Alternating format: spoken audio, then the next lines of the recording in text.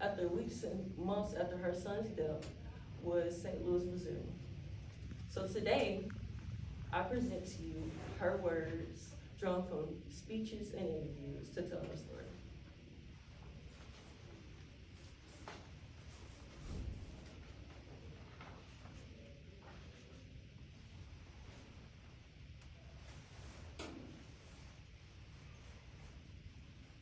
I want to thank you all today.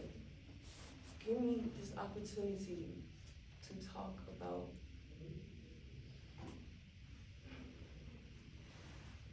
my son. This is my fifth speech within 2 days, and yet each time I tell a story about my son, my only son, I reopen a wound that has not and will never fully heal.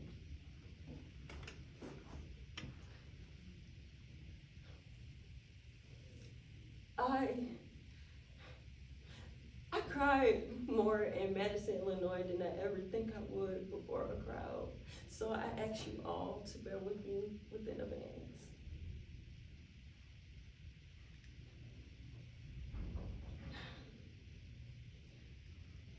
I would rather be talking about a million other things than having to speak about the murder of my child.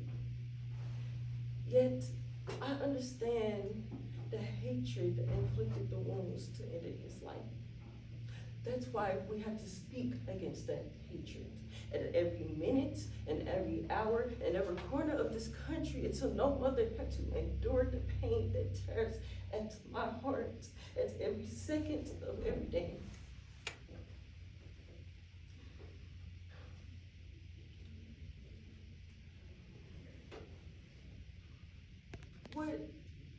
What hurts me the most is not only that my son was taken from me, but he was taken in a world that allowed such hatred to exist. A world where seeing a child simply as a threat because of his skin color. A world where innocence cannot protect you. A world where not being loved by your mother cannot keep you safe.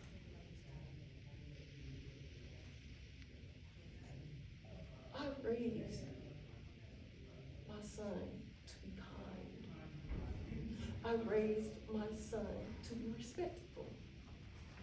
I raised my son to see goodness in people, in the future, and I did that he become something greater. But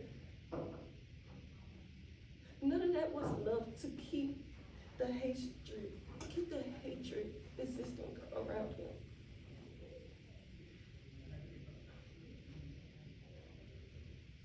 Silence is what keeps hatred growing. If we do not speak, if we do not stand, then we become parts of the problem. That's why I travel.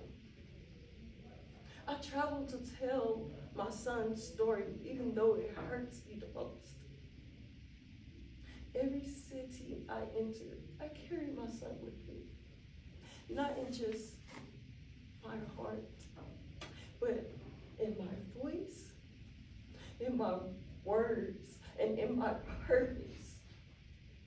I do not travel because I want to relive my pain. I travel because this nation must face it.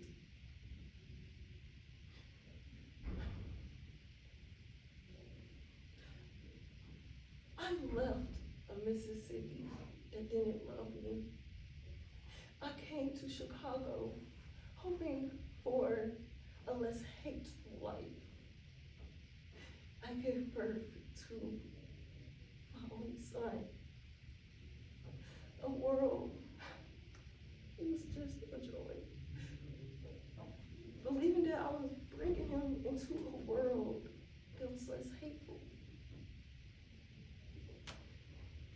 A world deserving of his soft and gentle eyes. I'm sure any mother sees beauty in their child. And can I help the fact to see my child in their child's face? So each of you owns a little bit of image.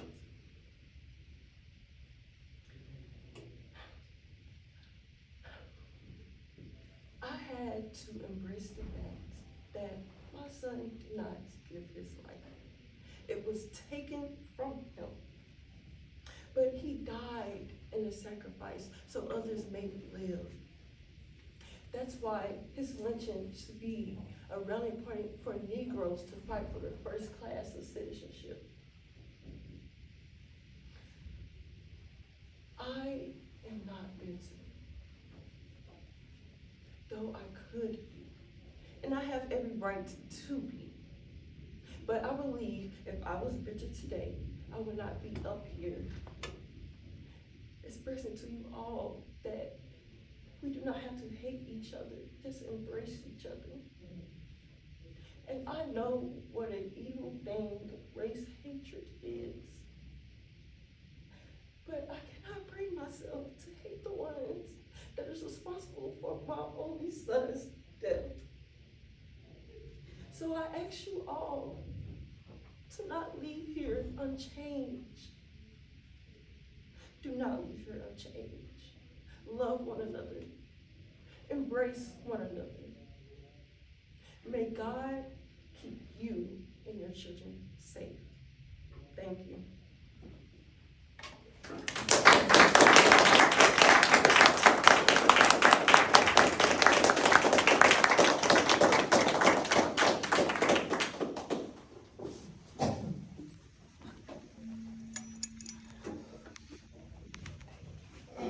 Can you tell us a little bit about your research? Thank you. Yes.